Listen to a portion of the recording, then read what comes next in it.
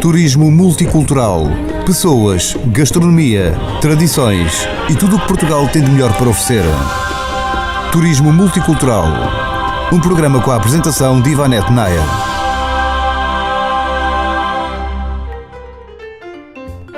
É com enorme alegria que vou iniciar o meu primeiro programa, Turismo Multicultural. Vem aí muitas novidades, estejam atentos. Então, os objetivos deste programa serão muitos. Eis algum deles: fornecer as informações necessárias sobre os principais espaços turísticos mundiais, apontar os recursos econômicos, as características socioculturais e as suas principais atividades turísticas, com e quem se viaja pela União Europeia. Conhecer os principais roteiros turísticos dos países, saber quais os requisitos legais necessários para os poder visitar. Aqui vai uma novidade. Vocês sabem quem estabeleceu os princípios das férias pagas em Portugal?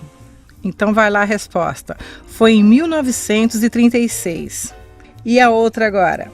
Quem organizou a primeira excursão de grupo acompanhada? Vai a resposta.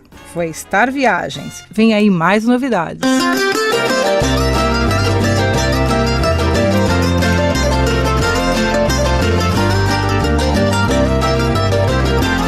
Turismo multicultural, pessoas, gastronomia, tradições e tudo o que Portugal tem de melhor para oferecer. Turismo multicultural, um programa com a apresentação de Ivanete Nair.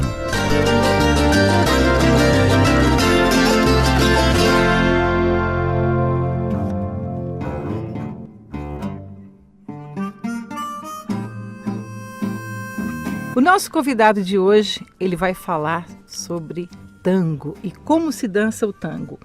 É o Vasco Serranho e Carla Cruz. O Vasco é professor de tango há 4 anos. E como surgiu o tango na sua vida, hein, Vasco? O tango nasceu por acaso. Foi? Que interessante, hein? Fui acompanhar alguns amigos e o ponto de encontro era o sítio onde eu estava a dançar o tango. E eu fui acompanhando. Só que no mundo do tango, pelo menos em Lisboa onde eu estava, há sempre falta de homens e há sempre muitas mulheres a quererem dançar. E então, Vasco, estás aí de fora? Entra. Mas eu não sei dançar. Não interessa. É para começar, é para começar. Pronto. E foi quase por brincadeira e o bichinho foi pegando e pegou e ficou. E se apaixonou pelo tango? Acho que o tango se fez apaixonar por mim. Ah, que interessante. E esse detalhe que você estava falando, dizem que antigamente o tango era dançado por dois homens, é verdade? É verdade. No princípio do século XX, um homem dançar com uma mulher era imoral. Ah, é? Portanto, os homens e as mulheres tinham 2 mundos à parte que quase nunca se cruzavam. E os homens, portanto, estamos a falar numa cidade que era feita de imigrantes, quer Buenos Aires na Argentina, quer Montevideo no Uruguai, eram cidades de imigrantes e houve muita imigração no final do século XIX para essas 2 cidades. Portanto, havia muito mais homens do que mulheres. E os homens queriam ir às meninas, literalmente. E enquanto esperavam pela vez da alternadeira, dançavam entre eles. Ai, que interessante. E é por isso que até hoje, quando você vai dançar o tango, a mulher coloca o rosto de lado e o parceiro também, é isso? Ficou, então, a moda ficou, digamos, esse estilo devido a esse facto. São coisas que ficam a partir daí, sim. Portanto, não há um enfrentar de olhos, porque há um contacto com o corpo e é esse contacto do corpo é que faz a comunicação da dança. E qual é a maior dificuldade das pessoas em aprender a dançar o tango? O tango não é fácil. Portanto, não se julga que se chega ali no primeiro dia e se começa a fazer aqueles passos todos maravilhosos. É um caminho. Portanto, o tango não é um destino, é um caminho que nós fazemos.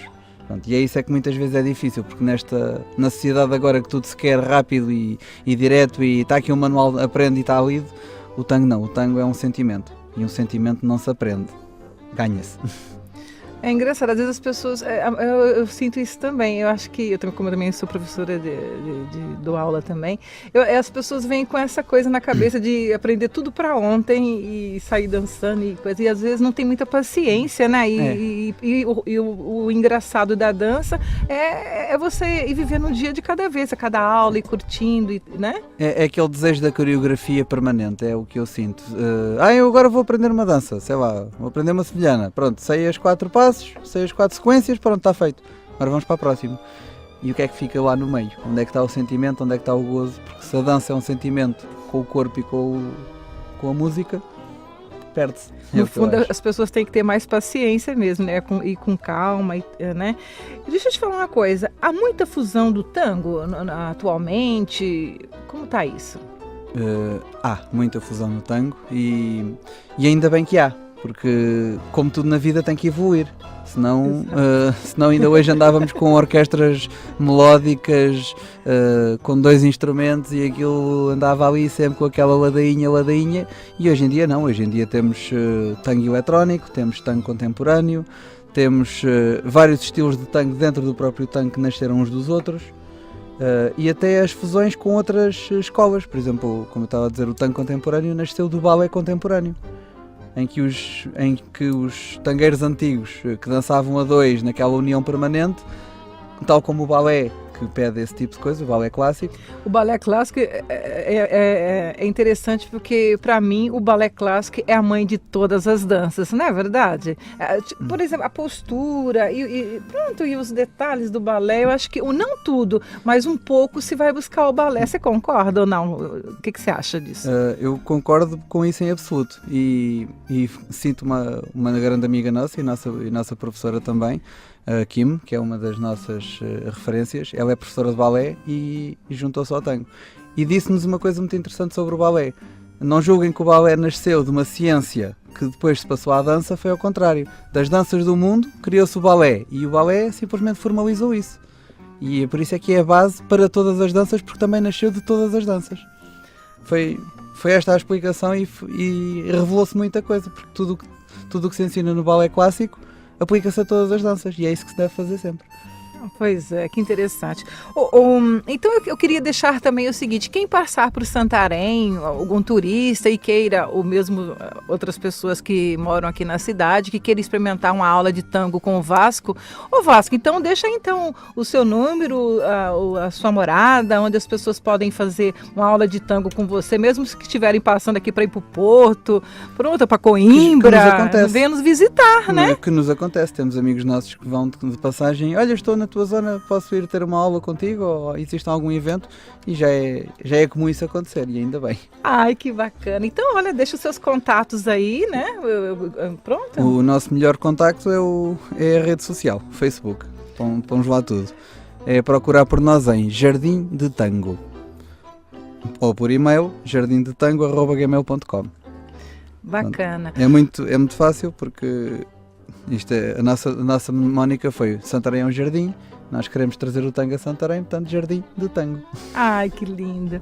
Olha, muito obrigado, o Vasco e a sua companheira do tango, né? O tango também nasce muitas paixões, né? Nessas aulas suas, não nasce, o Vasco? Mais do que uma paixão, nascem amores.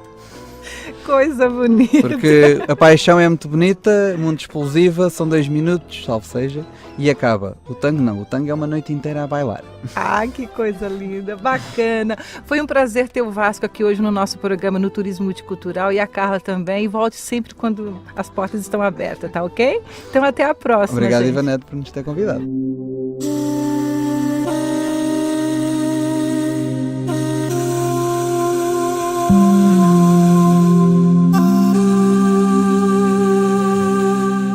Turismo Multicultural. À conversa com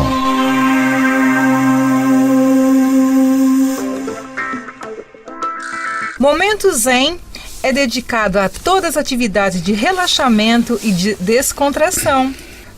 Hoje nós vamos falar sobre a acupuntura.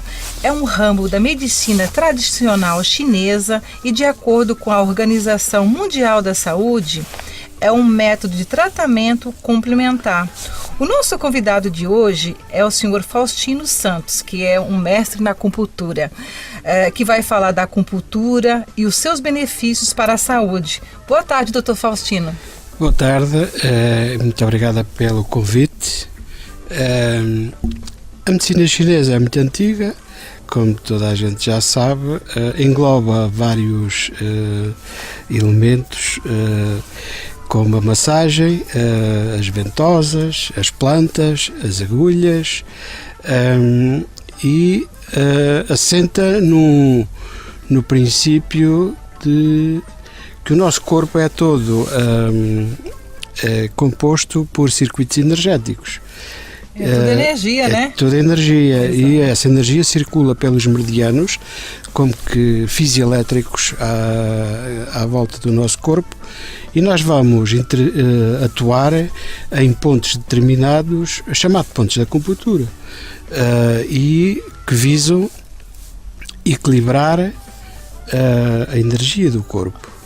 Descodificando para nós ocidentais, para não estar a falar em chinês, porque senão ninguém vai ouvir o programa, o que é que há já comprovado cientificamente, estudado, e que nós ocidentais se compreendemos bem. A acupuntura vai aumentar muito os neurotransmissores. Que interessante. Os neurotransmissores, sem querer estar a ser maçador, a saber, a serotonina. Quem tem baixa de serotonina anda sempre com depressões. É? Então vai vai aumentar as endorfinas, as encefalinas, que dão bem-estar, que atuam como anti-inflamatórios e como analgésicos, que nos dão boa disposição. Por isso é que na brincadeira os franceses lhe chamam a droga do amor, a acupuntura, porque as pessoas ficam mais relaxadas e mais tranquilas, porque os neurotransmissores, portanto, vão aumentar e vão haja um melhor funcionamento dos nossos neurónios. E daí, como estou a ser entrevistado por uma senhora que é brasileira, pois é. Os estudos mais recentes que temos conhecimentos são feitos na Universidade de São Paulo, no Brasil, no Departamento de Fisiologia, que tem o Departamento de Acupuntura e de Investigação, onde fazem estudos feitos em animais, sobretudo em cães, onde vão fazer acupuntura de 15 em 15 minutos, fizeram, aliás, retiraram líquido cefalorraquidiano dos animais e foram medir, portanto, foram testar, por isso é que temos de falar destas coisas. Nos seres humanos, se nós conseguirmos, através de estimulação elétrica de pontos de acupuntura, vamos aumentar brutalmente a serotonina, por exemplo. É a melhor maneira que há para tratar uma depressão, porque no mercado há os antidepressivos que são ótimos, os químicos, ainda bem que eles existem, mas é um remédio serve para remediar. Exatamente, e a acupuntura é um tratamento totalmente saudável, né? Só com as agulhas ali você vai no ponto certo. E pronto, e deixa eu perguntar uma coisa, o Faustino, além da acupuntura ser bom para tantas coisas, para vários tipos de doenças e tudo, né? Mesmo que a pessoa também não tenha nada, é aconselhável fazer a acupuntura para poder desestressar e para relaxar também, não é bom? Sim, a acupuntura tem um efeito muito, muito grande a nível do relaxamento e do equilíbrio energético. Ao fim e ao cabo, vai equilibrar a saúde mental e a saúde de uma maneira global pelo equilíbrio dos nossos neurónios. Porque quem tem profissões estressantes como vocês, que por exemplo trabalham na rádio, o que nós sabemos é que cada hora e meia os nossos neurónios deviam parar por 20 minutos. Olha que interessante aí. Tem a ver com o equilíbrio ácido básico e sem querer estar a falar em linguagem chinesa para nos entender. Não é? E quando digo parar, não é, por exemplo, aqui na rádio agora, vamos parar, ou um professor, ou outro trabalhador de outra natureza. É parar mentalmente, procurar alguns segundos, por isso é que algumas áreas como o yoga, por exemplo, ótimo. Para quê? A pessoa vai conseguir ausentar-se momentaneamente, nem que seja por alguns segundos, da sua tarefa. Pode estar a executar a sua tarefa na mesma, mas mentalmente pode ir, por exemplo, ao melhor momento da sua vida. Porque ninguém tem nada com isso. Mente, né? Continua a trabalhar, né? consegue descomprimir a mente. Que é o mais importante, porque às vezes a gente fazemos tanto exercício para poder ficar bem e esquecemos de descansar. A acupuntura aumenta muito as endorfinas e toda a parte dos neurotransmissores. Pronto, há prova, há comprovação científica desta situação. E o estresse também, hoje em dia, digamos, é o maior inimigo do ser humano, né? O stress, porque o stress vai fazer aumentar muito o cortisol. Vai muito. Há uma situação que se fala muito atualmente, é no síndrome de pânico. Síndrome de pânico, ansiedade, depressão, fobias e medos. É o quadro. E porquê é que isso acontece? Porque a tal serotonina, a fadinha cor-de-rosa, como eu lhe chamo, de serotonina, gasta-se com a pressão do dia-a-dia, com a pressão do trabalho, dos problemas que toda a gente tem. Como a serotonina se gasta, aparece uma fadinha também amiga, chamada noradrenalina. Desculpem o palavrão, mas para não falar em yin e yang, que era mais complicado. Certo. É essa adrenalina derramada na nossa corrente sanguínea vai fazer que os músculos fiquem contraídos, que o batimento cardíaco aumente. As pessoas sentem uma contração enorme a nível no pescoço e nos ombros. É adrenalina a mais. Pois. A acupuntura, o yoga e outras disciplinas no género ajudam a pessoa a acalmar e relaxar. E a pessoa tem que relaxar. Na marra, né? Porque senão a imunidade, e isto está estudado também já cá em Portugal, a nossa imunidade, os chineses chamam energia Wei, só para os nossos ouvintes. Claro, quem estuda ou quem trabalha a medicina chinesa chama-lhe energia Wei. Nós, no nosso conhecimento ocidental, chamamos de imunidade. Certo. Exatamente, os linfócitos T e B que participam na imunidade. Claro. Todas estas disciplinas ajudam realmente a entrar num maior equilíbrio. Então, é aconselhável o quê? Uma vez por semana a pessoa fazer uma sessão de acupuntura? O que está estudado relativamente a esse aspecto é que até à 10ª sessão de acupuntura o efeito dos tais neurotransmissores aumentam. Sei. A partir da 10ª sessão é suficiente fazer uma sessão de 15 em 15 dias, depois mês a mês, para manter... Certo. As clínicas, habitualmente em Portugal, a maioria delas fazem como 10 sessões seguidas, depois de 15 em 15 dias e depois uma vez por mês. Isto para as pessoas terem... Eu tenho outra maneira de trabalhar mais... É a minha, não é melhor nem pior, que eu acho que as pessoas devem fazer consoante a sua carteira, o seu tempo, pois, isso é muito importante, o seu problema. Mas são dois aspectos que dá para fazer um balizamento, para as pessoas perceberem o que é que se faz, habitualmente que há fora, e que cada um depois pode. Eu penso que é importante a pessoa começar a conhecer melhor o seu corpo. E perceber, olha, eu fazendo 15 em 15 dias ou 3 em 3 semanas, sinto-me bem, consigo não ter os músculos tão tensos, o meu batimento cardíaco estar mais baixo, não estar tão irritado, porque a imunidade tem que estar alta. Nós não podemos deixar que a imunidade baixe, senão as doenças aparecem. Ok. Mas está na moda também, né, Faustino? A gente já está quase terminando a nossa entrevista de hoje, que é uma pena que a gente, olha, gostaria tanto de continuar esse papo, porque me interessa muito. Está na moda agora também é fazer acupuntura para emagrecer. Como é que é isso, rapidinho? Então, senhor Faustino, diga lá essa novidade. Eu estou à vontade para falar disso. Porquê? Para já, porque sou gordinho, é uma má publicidade para a área. Eu fiz especialização em medicina estética com um dos homens mais conhecidos no Brasil, que é o Dr. Carlos Fornazieri. Toda a gente pode pesquisar na internet a publicidade das clínicas dele, os livros dele, que eu tenho o privilégio de ter conhecido, ter trabalhado com ele, ter aprendido com ele. Daqui a algum tempo irei fazer um estágio em São Paulo, nas clínicas dele. É das técnicas mais atuais. Porquê? Porque, para já, este senhor colaborou na investigação que foi feita em acupuntura, que eu falei anteriormente, no Hospital de São Paulo. Certo. Ajudaram ele e os especialistas do Hospital de São Paulo a construir um aparelho que dá para ligar às agulhinhas, que aumenta portanto, o trabalho da agulha, não é? No emagrecimento. E realmente é um método muito interessante. Porquê? Porque é mais barato que os que se praticam atualmente em Portugal. Não demora 45 minutos, mas sim meia hora. Com agulhas pequenas, porque há outro método com agulhas muito enormes, muito grandes. Sei. E custa o dobro do tempo e do dinheiro. Certo. Agora, emagrecimento. E quantas sessões assim que a pessoa deve fazer para poder perder uns quilinhos, hein, doutor Faustino?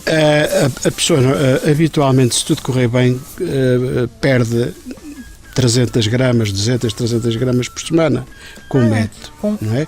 Mas temos que ter atenção, se nós não fechar a boca, né?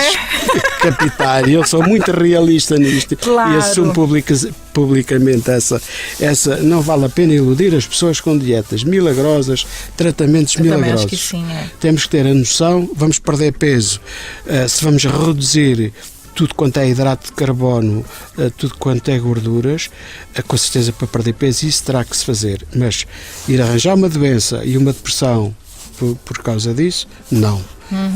Temos a pouco e pouco ir conseguindo, e a acupuntura sem dúvida nenhuma que é uma boa ajuda. Quem conseguir fechar a boca um bocadinho, controlar a alimentação, falar com o nutricionista também ao mesmo tempo, faz acupuntura e faz uma dieta também saudável dentro, sabe, normal, sem o essencial nessa área. Exageros. Nós aqui na clínica temos uma pessoa que por acaso é mestra em nutrição clínica. Certo. E o que é que ela faz? Trabalha no hospital público. E o que é que eles fazem? Fazem uma avaliação das calorias que a pessoa ingere. Certo. E aquelas que deveria ingerir. Muito interessante. É dado um aconselhamento, não dietas, perder peso é rápido se nós quisermos. Pois, porque nós somos aquilo que comemos, não é? Não. Tem que se perder peso gradualmente. A acupuntura, sem dúvida nenhuma, dá uma ajuda, um contributo muito grande, assim como na celulite, mas não é como as pessoas pensam, pelo menos pela publicidade que eu vejo. Eu sou muito realista, os colegas da área que me perdoem, mas eu sou muito realista com isto.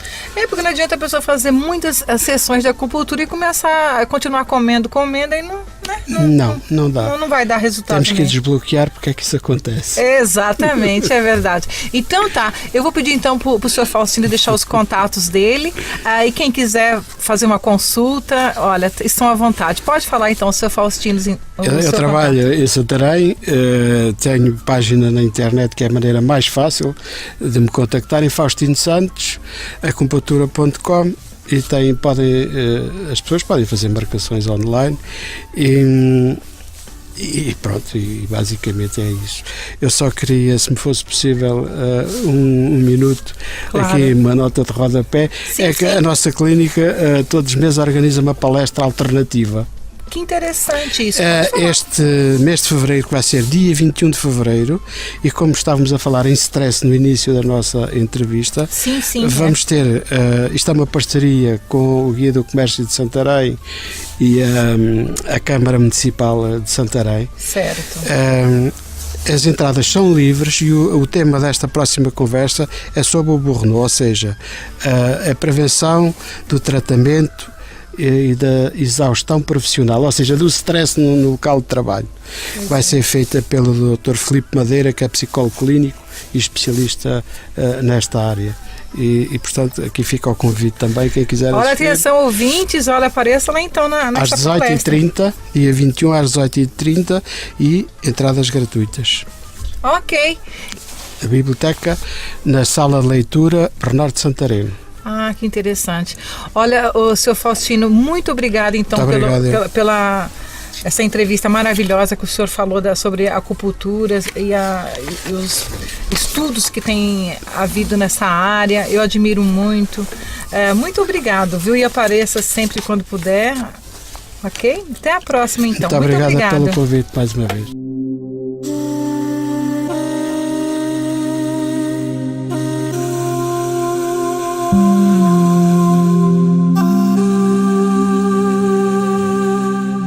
Turismo multicultural. À conversa com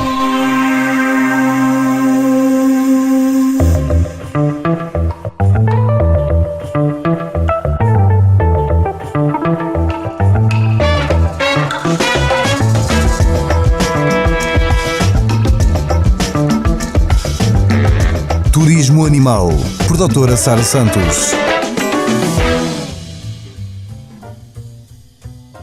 No Turismo Animal de hoje, nós temos a nossa convidada e colaboradora, doutora Sara Santos.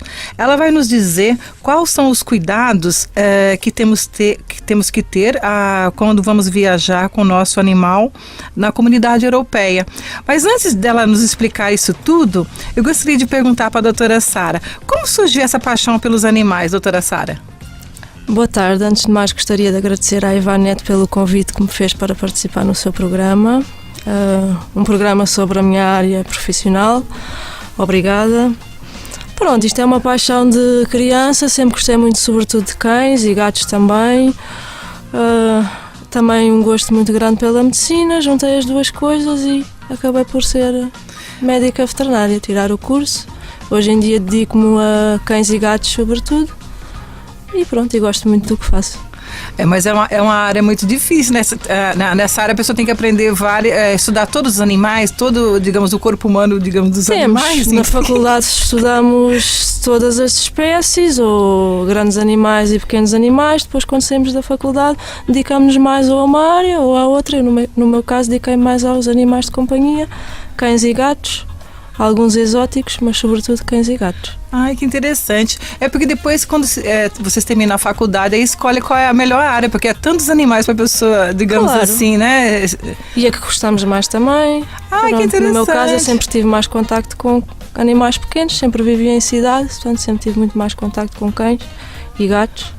Ai, e daí ter-me dedicado sobretudo a isso, a esses animais. É uma carreira muito bonita, né? É difícil, mas é bonita. Pois, porque assim... Às vezes eles não falam. Exatamente. E aí vocês têm que saber o que eles estão sentindo, claro, né? Exatamente. Temos que aprender a compreendê-los. Que graça. Dizem que no Japão tem muitas pessoas que vão até para lá para poder fazer especialização da parte psicológica dos animais. Eu achei tão interessante, eu não imaginava. Tem gente que estuda psicologia dos cães, né? É verdade. E cá também se começa a entrar nessas áreas de comportamento animal, já há veterinários especializados em comportamento. É o futuro. É verdade, que interessante. Olha, com muito gosto então, que eu gostaria então que você nos explicasse quais os cuidados que as pessoas devem ter quando vai viajar com o seu animal pela comunidade europeia. O nosso primeiro tema do nosso programa hoje no Turismo Animal.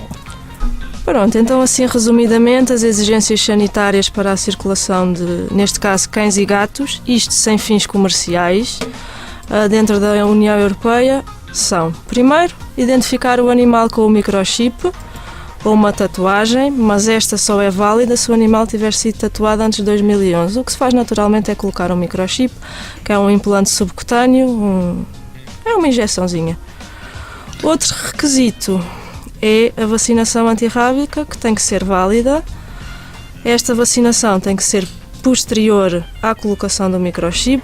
Ou seja, imagine se o animal tiver sido vacinado em janeiro e o microchip só tiver sido colocado em fevereiro, teremos de repetir novamente a vacina. É de salientar que os animais têm de esperar sempre 21 dias após a data da vacinação para poderem realizar a viagem. E o que é que se considera a primovacinação? A primeira vez que se vacina um animal, neste caso contra a raiva, ou caso o protocolo vacinal tenha sido interrompido, havendo, portanto, uma falha no reforço anual da vacina. E esse chip, a pessoa tem que ir numa clínica para poder colocar o chip no animal, é isso? Idealmente, o microchip convém ser colocado pelo médico veterinário ou por uma pessoa habilitada para o fazer. Ah, entendi. Um criador sob a supervisão de um médico veterinário. Tem que ser alguém com requisitos para o fazer. E a tatuagem, como é que é isso? A tatuagem é um método muito mais antigo. Hoje em dia já não se usa. Ah, tá bem. Pois é. Então tem mais alguma coisa para nos dizer, não? Tenho. Pronto, ainda relativamente à vacina antirrábica, há aqui uma ressalva para animais com idade inferior a 3 meses, porque estes animais não podem ainda ser vacinados contra a raiva, porque ainda têm anticorpos maternais. Aqui há Estados-membros que não autorizam a entrada de animais com idade inferior a 3 meses, por exemplo, a Espanha, a França. Há outros que autorizam, neste caso um veterinário autorizado tem que passar uma declaração atestando que o animal não teve contacto com outros animais passíveis de estarem infectados contra a raiva. Ainda é necessário que os animais viajem com um passaporte europeu para animais de companhia que tem que ser assinado e carimbado pelo médico veterinário. Este passaporte pode ser adquirido precisamente junto do clínico que assiste o animal. Ah, que interessante. Pois é, então a gente presta atenção aí, tirar o passaporte do seu animal. Exatamente. Outra coisinha, alguns países, como por exemplo o Reino Unido, temos que ter cuidado porque os animais têm que fazer tratamento contra o equinococcus, que é um parasita que em adulto habita o intestino dos cães. Basicamente o que temos que fazer é a desparasitação interna, que deve ser feita 1 a 5 dias antes do animal viajar. Pronto, e tem que ser carimbado pelo médico veterinário que o efetuou. E basicamente são estes os requisitos necessários para um animal de companhia, cão e gato, viajar dentro da União Europeia. É, porque hoje em dia a gente vê, tá muito na moda, né? Eu não sei se, acho que eu vejo mais as pessoas hoje em dia viajando com o seu animal hoje. É com cão, é gato, acho tão interessante, é bonito, né? Engraçado, eu acho bacana, é muito interessante, A alternativa dos deixar em hotéis, mas pronto, eles ficam sempre melhores quando estão com os donos. E aí viajarem com os animais, respeitando estas condições. Eu acho que a pessoa, quando vai ter um animal, ele tem que tomar consciência, digamos, de todas essas regras, né? De quando vai viajar, com quem vai deixar o animal e tudo, claro. Porque eles sentem muita falta do dono, não sente? Muita falta mesmo, é verdade. Olha, pois é, tá vendo? Há animais que deixam de comer quando estão sem os donos. E eu já vi casos que às vezes eles até ficam doentes e tudo, não fica com a saudade, né? Exatamente, quando são viagens, quando os donos se ausentam por períodos grandes, às vezes ficam sem comer durante períodos largos e acabam mesmo por adoecer. Olha, muito obrigada, Sara, pela sua participação no nosso programa de hoje. A gente aguarda a Sara no nosso próximo programa. Eu gostei muito das orientações.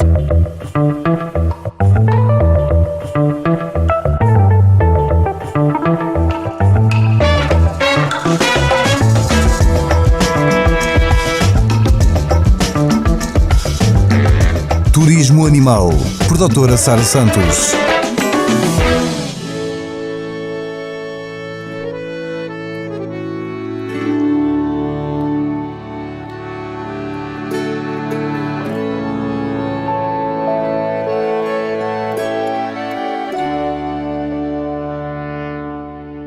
Hoje eu não saio não, hoje eu vou ficar em casa, meu bem. Hoje eu não saio não, eu quero ver televisão. Hoje eu não saio não, não troco meu sofá por nada, meu bem. Hoje eu não saio não, não quero ver a multidão. Lá no boteco não, telecoteco, no trio elétrico não, teatro não, não vou no esquema não, nem no cinema não, nem em Ipanema não, no circo não. Hoje eu não saio não, hoje eu vou ficar em casa, neném. Hoje eu não saio não, eu quero ver televisão. Hoje eu não saio não, não troco meu sofá por nada, meu bem. Hoje eu não saio não, não quero ver a multidão. Na padaria não, na academia não, periferia não, no centro não, no casamento não, no lançamento não, no movimento não, na praia não. Hoje eu não saio não.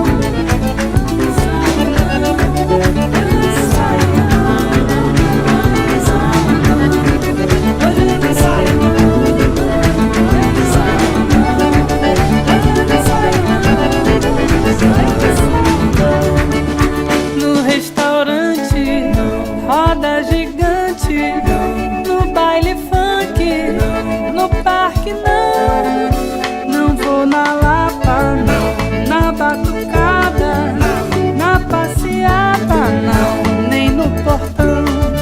Hoje eu não saio não, hoje eu vou ficar em casa, meu bem. Hoje eu não saio não, eu quero ver televisão.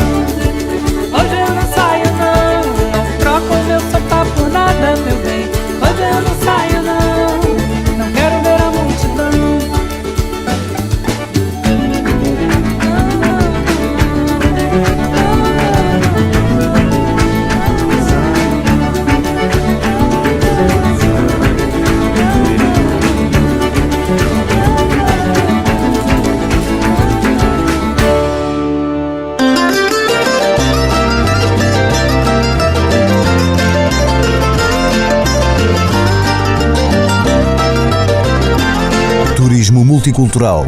Pessoas, gastronomia, tradições e tudo o que Portugal tem de melhor para oferecer. Turismo Multicultural. Um programa com a apresentação de Ivanete Nair.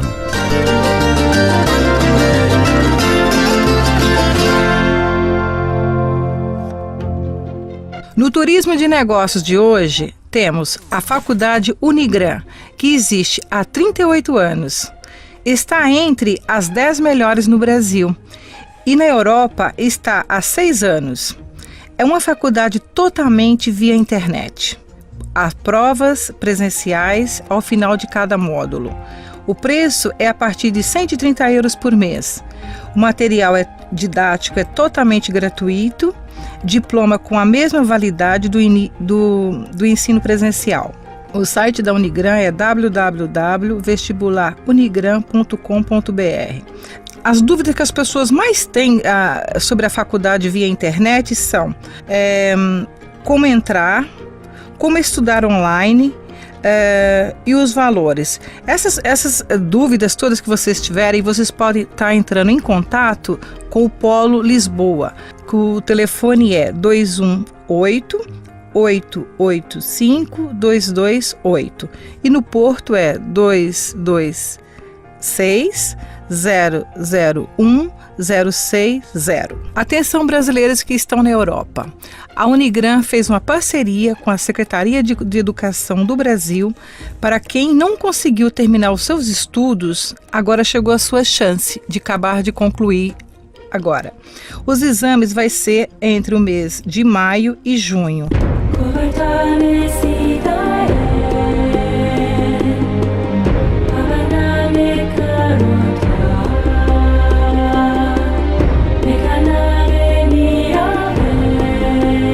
Turismo multicultural. Pessoas, gastronomia, tradições e tudo o que Portugal tem de melhor para oferecer. Turismo Multicultural. Um programa com a apresentação de Ivanete Nair.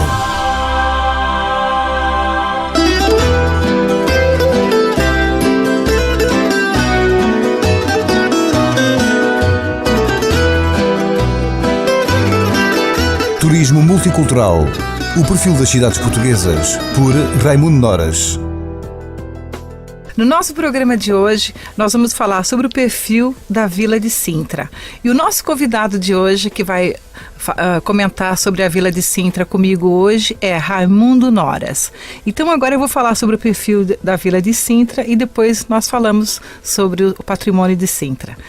Sintra é a vila próxima da linha de Cascais, está situada a 30 quilômetros de Lisboa e foi conquistada aos mouros em 1147. Recebeu a Carta de Forral em 1154. Durante séculos, a família real usou-a como residência de verão devido ao seu microclima. Só muito raramente sofre dos rigores estivais da capital.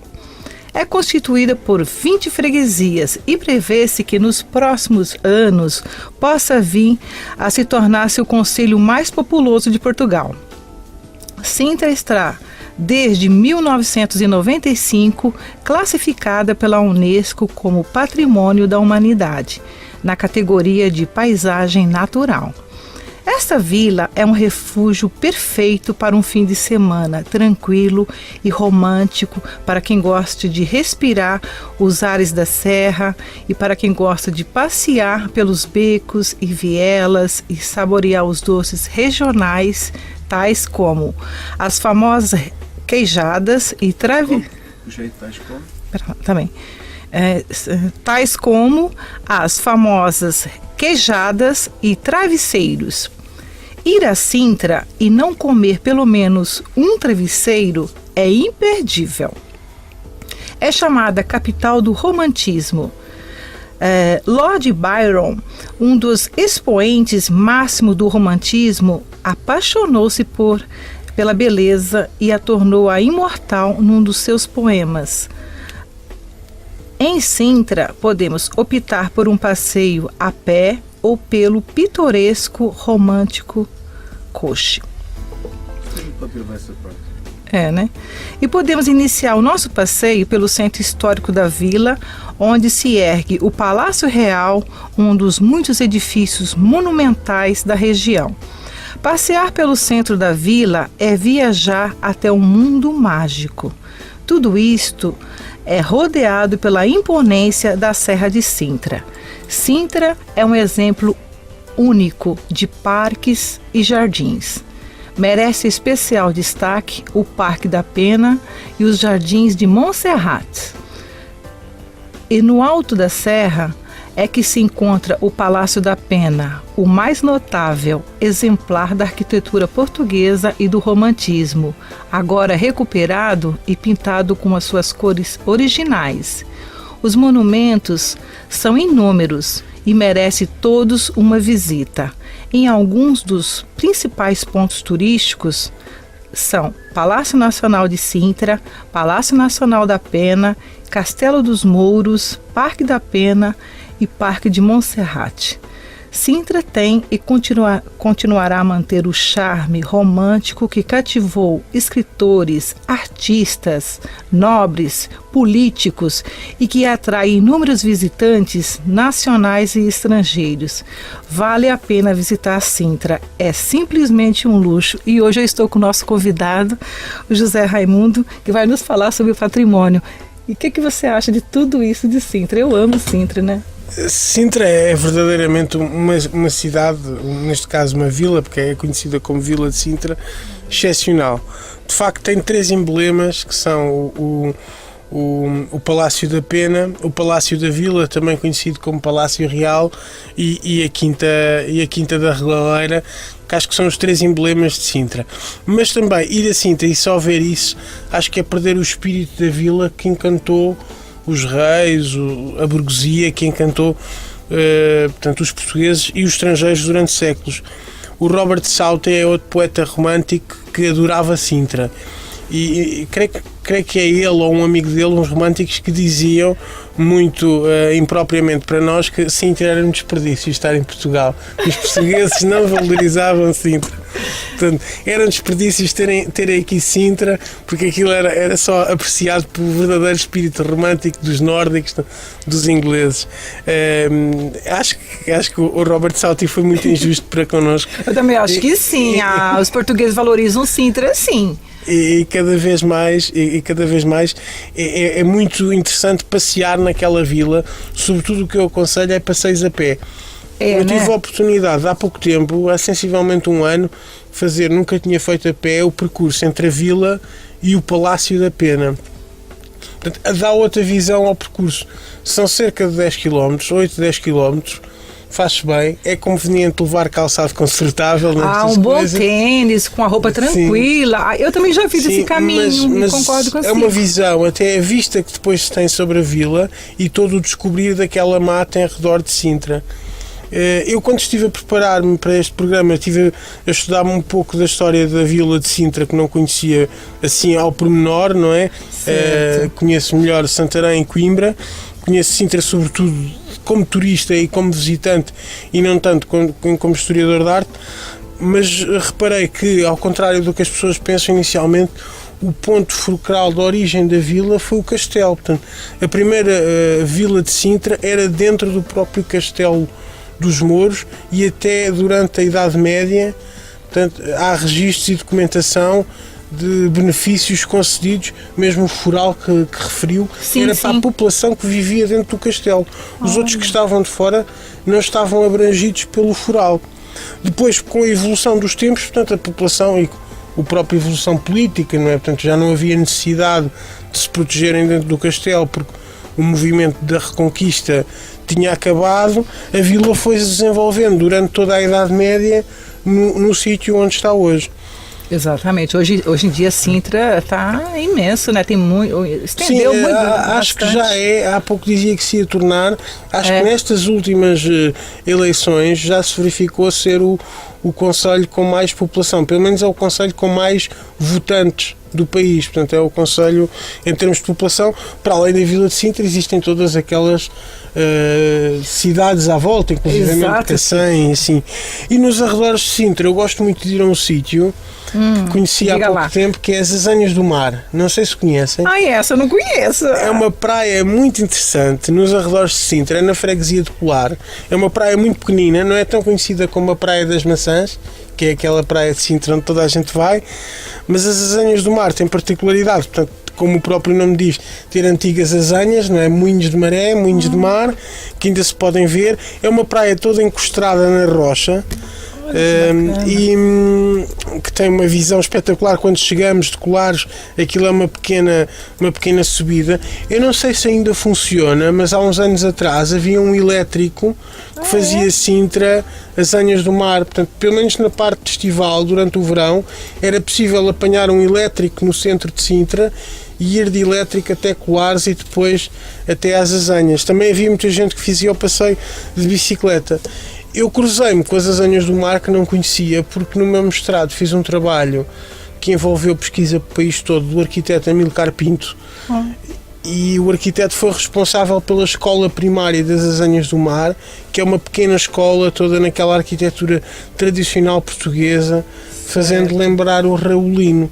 Portanto, é um pequeno recanto do paraíso. Sintra já é extremamente interessante, já é um paraíso em Portugal e toda aquela beleza natural que envolve os monumentos, mas as Azanhas têm um encanto especial para quem lá for e estão ali mesmo ao pé de Sintra.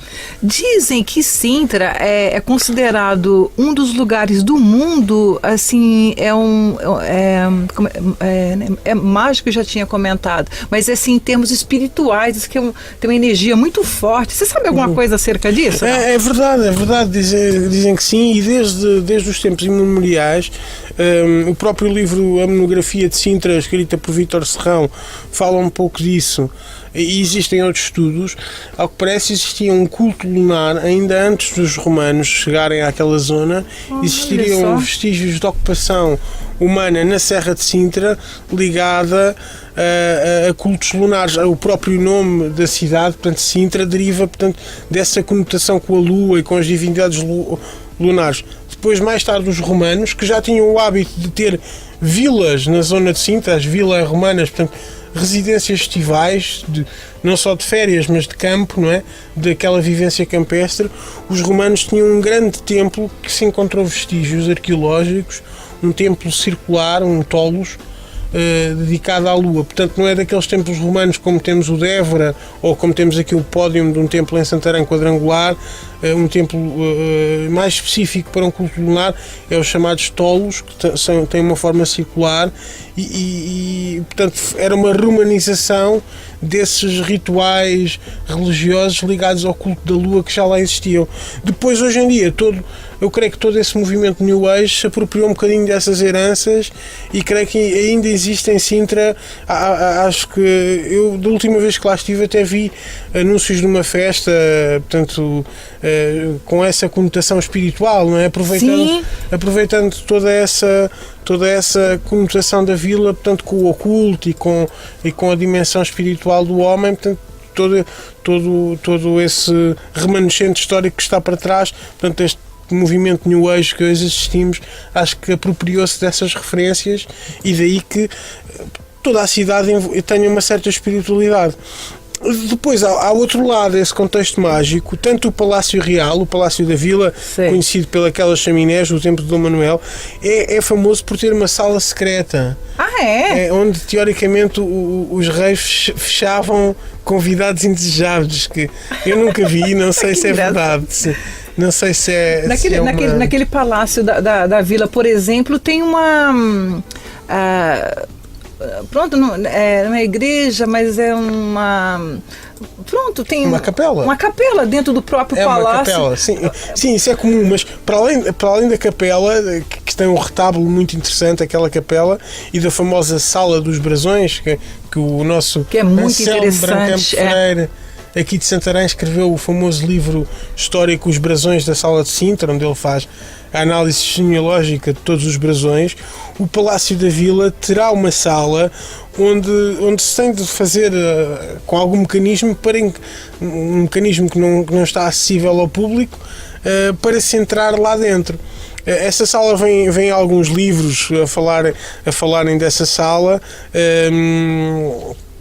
Não tenho a certeza se seja real, mas é perfeitamente possível.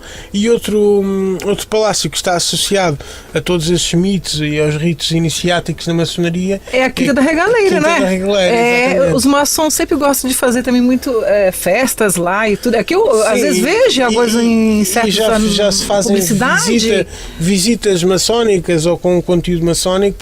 Toda essa quinta foi construída com esse objetivo. Creio que os proprietários originais eram maçons e, portanto, não sabia toda dessa, a quinta então... tem uma simbologia mesmo maçónica. Então daí também do pessoal fazer os eventos lá e tudo. Exatamente. Daí a ligação da quinta à maçonaria. A própria estrutura arquitetónica da quinta está construída segundo os princípios, portanto, da Irmandade maçónica, chamemos-lhe assim. Sim, existe inclusivamente um poço circular onde se pode andar, subir e descer, que é uma espécie de simulacro do percurso do maçom na sua aprendizagem. No seu percurso, né? Porque na maçonaria são graus, né? Sim, e teoricamente, portanto, a maçonaria apela ao aperfeiçoamento espiritual do indivíduo. Eu não domino bem essa área. Pelo que eu conheço, é assim, a pessoa, digamos, ele tem que crescer espiritualmente. Exatamente. E deixar, tipo, os metais de lado, que são os bens materiais, e crescer espiritualmente. E a irmandade de ajudar os irmãos, né? E o poço da dita quinta simboliza mesmo esse ritual iniciático. Ao subir ao poço é a ascensão, neste caso física, mas também espiritual do iniciado.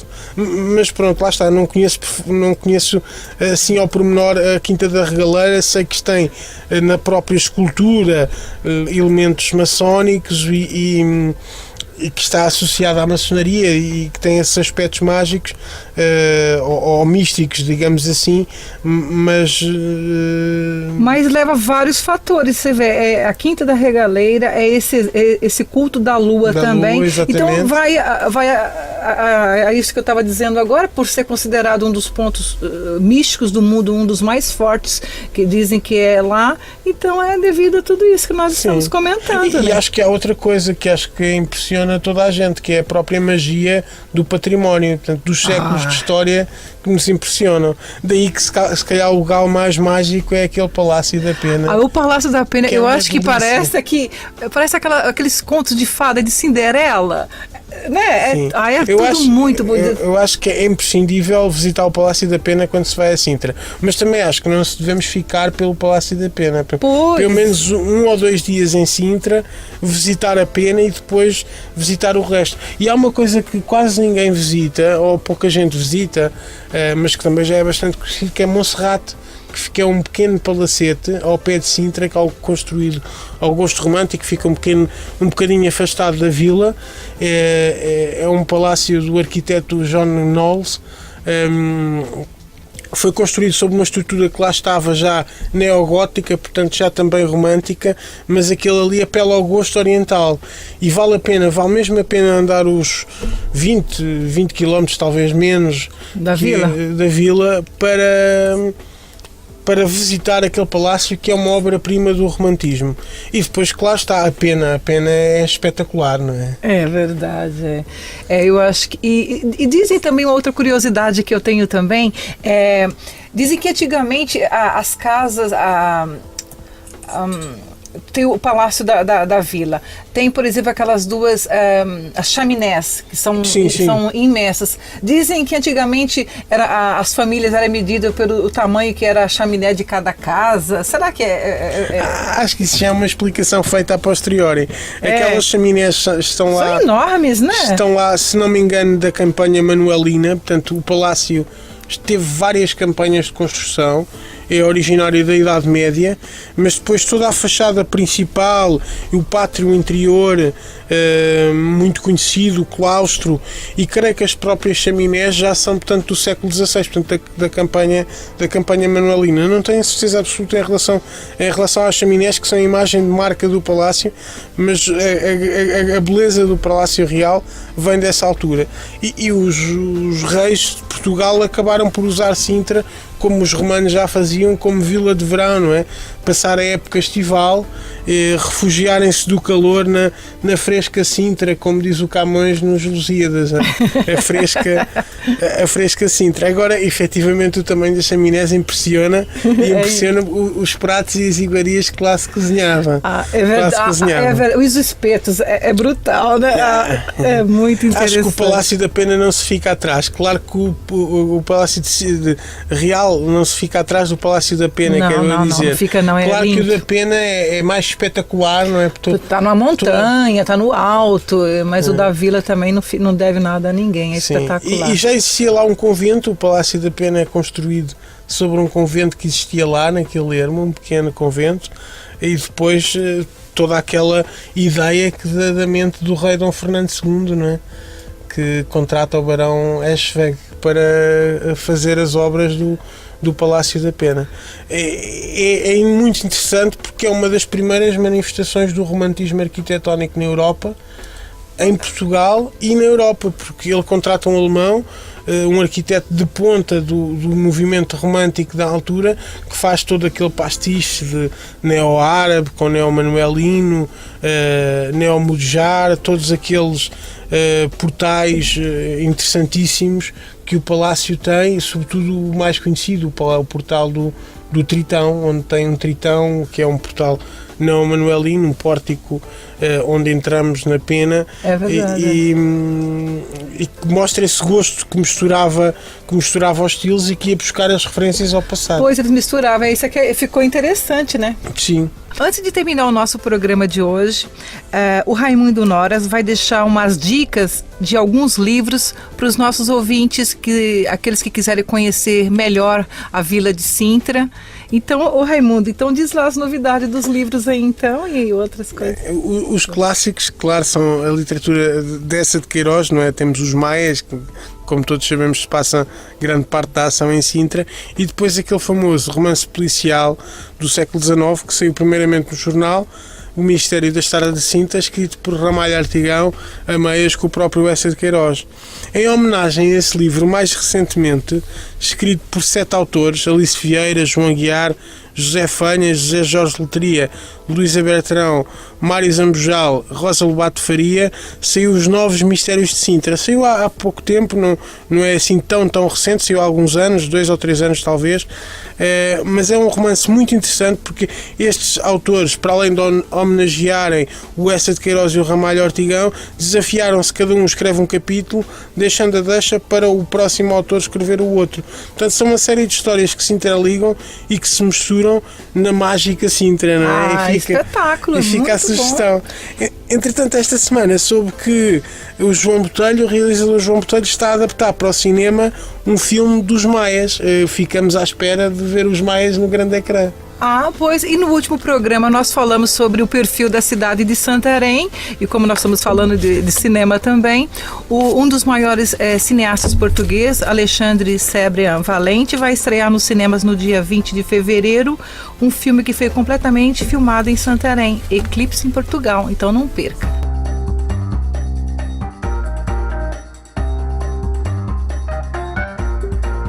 A frase da semana é: nós somos aquilo que pensamos, por isso fiquem atentos àquilo que se fala, ok? Pois então, quer saber mais algumas coisas, curiosidade de turismo? Então não perca o próximo programa.